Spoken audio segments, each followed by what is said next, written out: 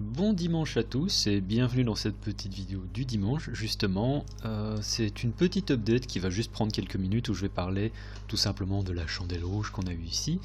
Je ne sais pas si certains d'entre vous ont paniqué par rapport à ça, si en fait la plupart d'entre vous n'ont pas fait attention, mais bon, Bitcoin a quand même fait un joli dump. Alors en fonction de si vous avez du levier ou pas, je pense que ça peut totalement changer le point de vue que vous avez eu sur cette chandelle.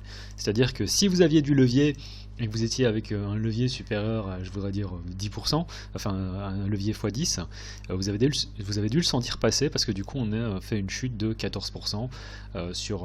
Enfin ça c'est depuis la clôture, depuis l'ouverture, donc on va dire depuis hier, c'est davantage 17%, mais si vous étiez avec un effet de levier à 10, et ben là vous êtes du coup à moins 170% et vous êtes probablement liquidé.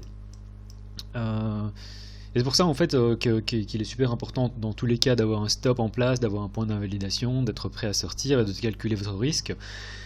Je le répète encore et toujours, mais le calculateur de risque est dans la description. J'ai deux vidéos qui sont consacrées au risk management, à la manière dont vous pouvez calculer votre risque et contrôler vos pertes. Et si j'arrête pas de le dire, c'est aussi parce qu'il y a une raison. Je trouve qu'il est facile en fait d'être un génie lorsque ça monte et de faire en mode ouais je deviens riche grâce à Bitcoin et finalement de tout reperdre simplement sur ce genre de chandelles qui au final quand on regarde ne sont pas si grosses. Donc ça c'est une chose, c'est tout simplement ce dont je voulais parler. Une autre chose dont je voulais parler aussi c'est que sur Twitter, alors personnellement j'étais déjà préparé depuis un certain temps. Ouais, j'ai changé la petite icône sur Twitter parce que sur Twitter je commence à poster mes dessins, donc si jamais vous êtes intéressé n'hésitez pas à me suivre. Il y a beaucoup de shitposts, mais je me dis que voilà, parfois je poste quand même des informations qui sont un peu intéressantes. Il s'agit quand même. N'hésitez pas à me poser la question, et si vous doutez que je troll, dites-moi, posez avec moi la question, ouais, est-ce que tu trolls ou pas? Je réponds généralement toujours de manière honnête, il n'y a pas trop de soucis avec ça. Et donc ce que je dis, vous savez ce qui serait salty, donc ce qui pourrait faire pleurer les gens, c'est que Bitcoin ferme la semaine, clôture la semaine avec une chandelle rouge. Et j'ai dit ça le 15, donc quand on était ici, qu'on était en train de faire un début de retrace, que je sentais que le marché était topi, j'avais déjà posté ça.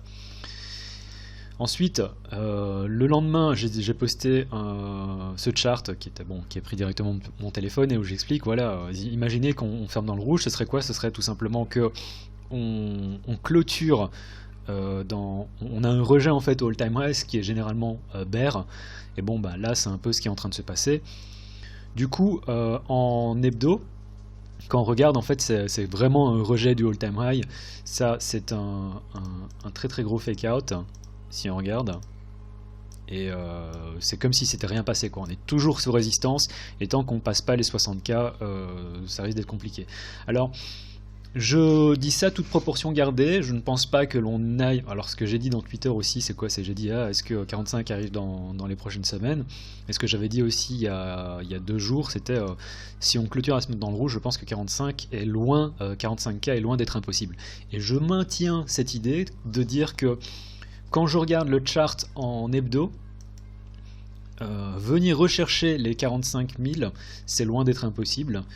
Même si bon, il faudra vraiment voir comment est-ce que les prix vont évoluer.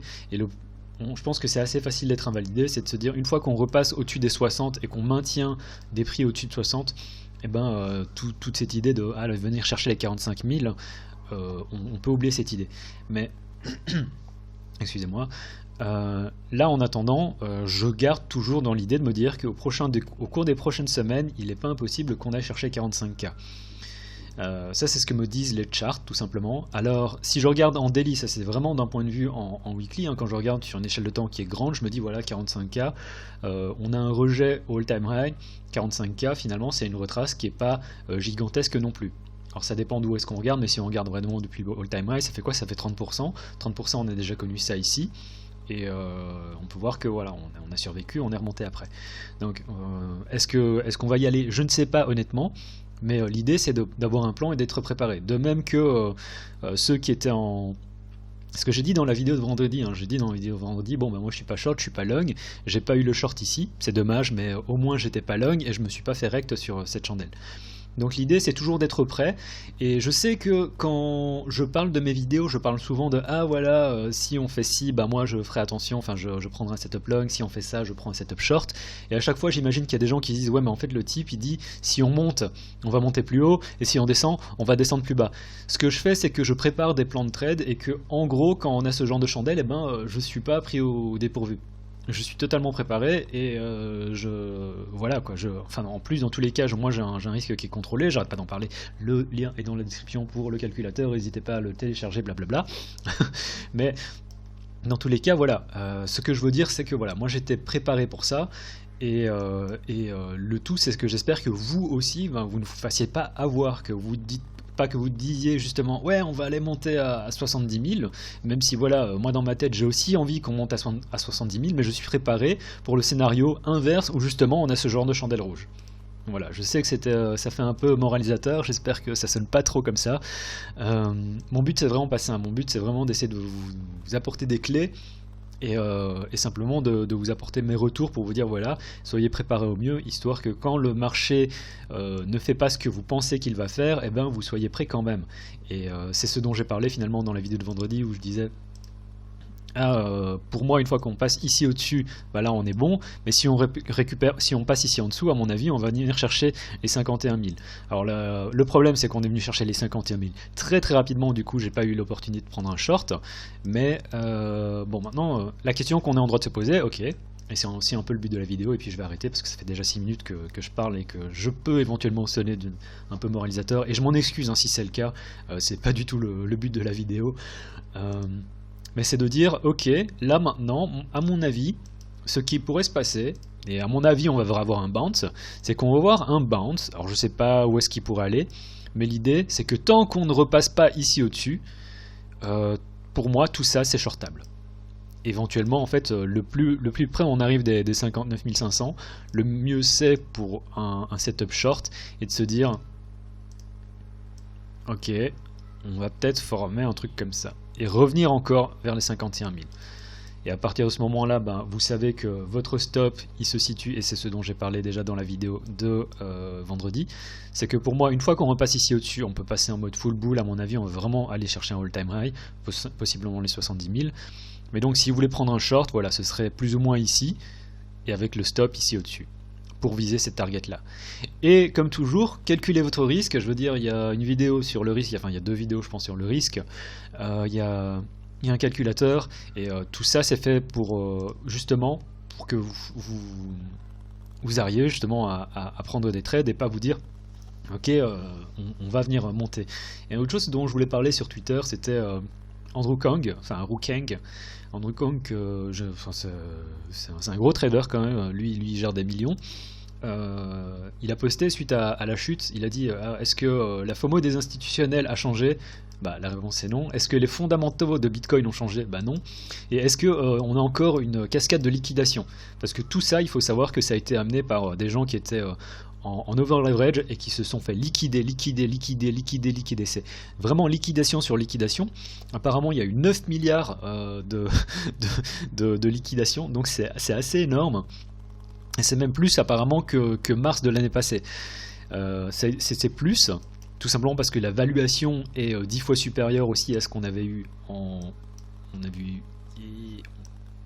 avait eu ici, et du coup le nombre, la somme totale des liquidations qui ont eu lieu était aussi du coup beaucoup plus supérieure, était un truc de l'ordre, apparemment c'était 6 milliards qui avaient été liquidés en mars de l'année passée, là on a liquidé 9 milliards quoi, donc c'est juste incroyable.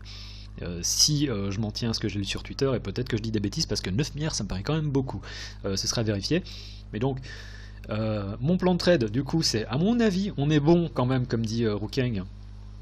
Et j'ai énormément de respect pour lui, je pense pas qu'il en ait pour moi parce qu'il sait même pas qui je suis, mais du coup le plan de trade à mon avis c'est tout simple, c'est à mon avis on va vers un bounce, et l'idée c'est de shorter ici pour reviser à nouveau les 51 000. Pourquoi? C'est tout simplement basé sur la vue qu'on a en hebdo, et à mon avis on est encore bon pour potentiellement venir rechercher ce low ici, voir un peu ce low là. Et si on vient clôturer, qu'on trouve, et là il faudra voir comment ça se passe au cours des prochaines semaines, les vidéos seront là pour ça, si on continue en fait à à faire une petite chute, vraiment je pense que les 45 000 c'est loin d'être hors de portée. Bref, c'était, j'espère vraiment que j'ai pas ce nez moralisateur, j'ai pas envie de refaire la vidéo, c'était une vidéo déjà de 10 minutes, j'ai pas envie de vous saouler. Et du coup le plan de trade pour moi c'est tout simple. Pour le moment vraiment je favorise les shorts. Si on arrive à nouveau au-dessus des 63 000, bah, je sortirai de n'importe quel short avec plaisir pour passer full bull. Et puis voilà, et comme j'ai déjà dit, bon, bah, si vous prenez vous calculez votre risque avant de prendre un trade, tout ce que vous risquez sur un trade, si vous faites sortir, c'est 1% de votre capital, 2% si vous décidez de risquer 2%. Et si vous ne savez pas de quoi je parle, il y a 2 vidéos sur le sujet sur la chaîne, voilà, je l'ai dit au moins 3 fois dans cette vidéo. Du coup, plan de trade, c'est shorter aussi près possible que ici, avec le stop ici en dessous pour viser ça. Et dans l'autre sens, éventuellement aussi, si maintenant on vient faire quelque chose comme ça, ici pour moi c'est un support qui devrait tenir, et l'idée c'est quand même jouer un bounce, donc prendre des longs ici c'est pas non plus ce qu'il y a de plus idiot. Voilà, c'est tout pour la vidéo de cette petite vidéo impromptue du dimanche, en vous souhaitant un excellent dimanche du coup, c'était le cryptographe, tchuss.